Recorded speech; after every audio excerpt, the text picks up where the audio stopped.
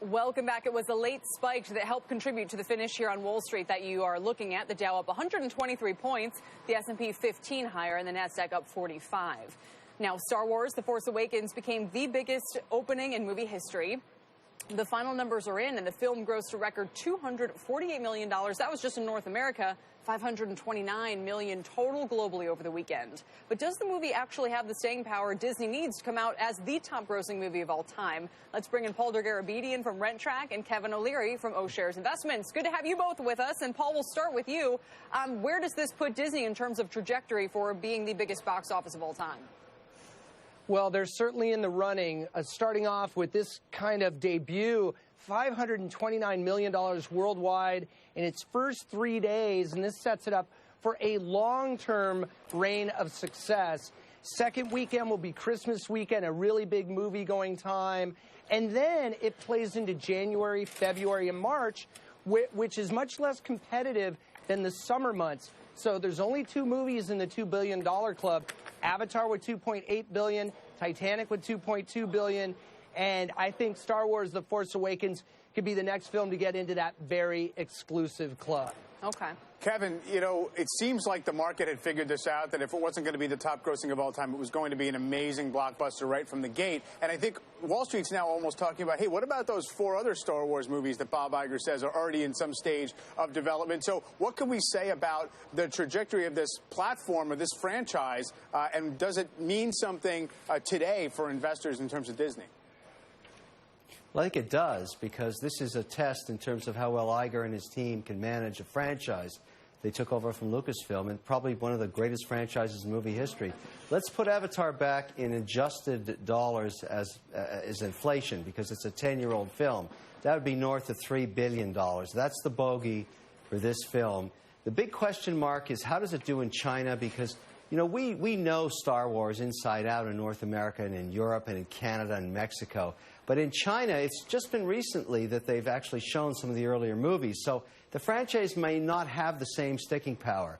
I had the opportunity to attend the Hollywood premiere. I went there. I took my wife with me to see how Iger would present this franchise to the world, because he actually did the presentation, introduced the director, talked about his management team, and then gave a hint of how he was going to actually manage the franchise. And what I learned from that experience, other than being a huge fan of the movie and eating the popcorn, was that he had his hands dirty in this.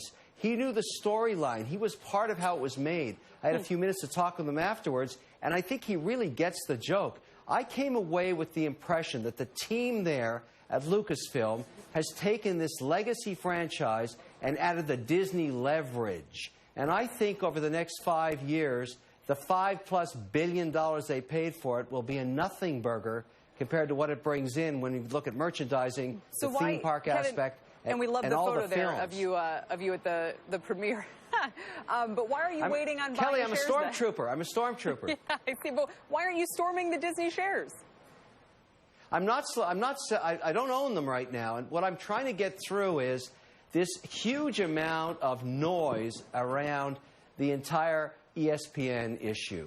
The cord-cutting issue, which many analysts have slammed the stock on because it represents so much of Disney's free cash flow. We're talking about managing the future. Today, it's about ESPN. And here's the optimistic story. And I'm gonna look at this in Q1 because I don't own the stock right now. If you look at cord-cutting going on in equivalent markets, take the Canadian market where TSN is the ESPN equivalent. What they found in Bell Media, which manages this franchise, is that nobody cuts the cord. Sports fans don't go around to going online and slicing basketball from baseball, from hockey. You know, they just don't care. They keep the whole package on for the full time. And if we see that occur, then all of these estimates of negativity, and I think Iger could be right, whether he sells it directly or whether it stays on cable, when I sense that the beating is over, I'm going to go long on the stock. Fair enough. And so, Paul, that's why, in a way, that issue aside, it comes back to the earnings power of Star Wars. And in some ways, it sounds like the numbers, as good as they are, aren't necessarily going to be the blockbuster of all time. You know, aren't necessarily. We'll see how it does in China. Well, you know, there are still some questions about it. Well, I think, though, that the movie itself is so good, and at the end of the day, that's the most important thing. And Mr. Wonderful made a wonderful point. that this movie hasn't even opened in China yet. China, our Rentrack data shows, is the second biggest movie market in the world. So this thing's going to have a really long tail, and the $4 billion+ that Disney paid for Lucasfilm is going to seem like a relative bargain. But it all started here with The Force Awakens.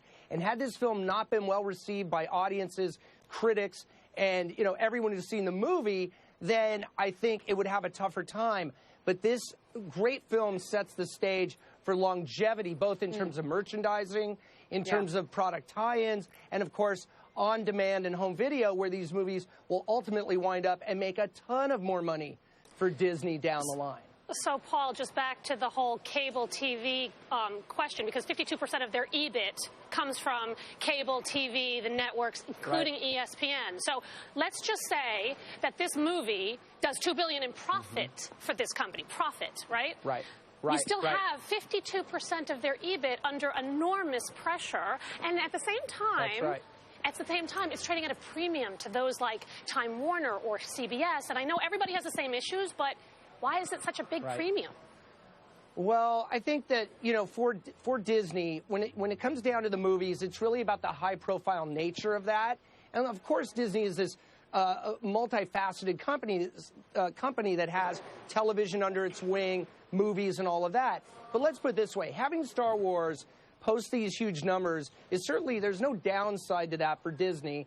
And it certainly puts them on the map as having one of the best years at the box office and shepherding a movie like this, which is, the fans really care about this movie. And Disney did a perfect job of marketing this movie, of the ebb and flow of information to get out there, working the audience into a fever pitch, and then delivering a great movie. If they hadn't done that, I'd say they'd be in real trouble, because this cash cow would basically walk off the farm if the first movie wasn't so great and wasn't doing so well. We got to go, but Kevin, you better let us know when you start buying.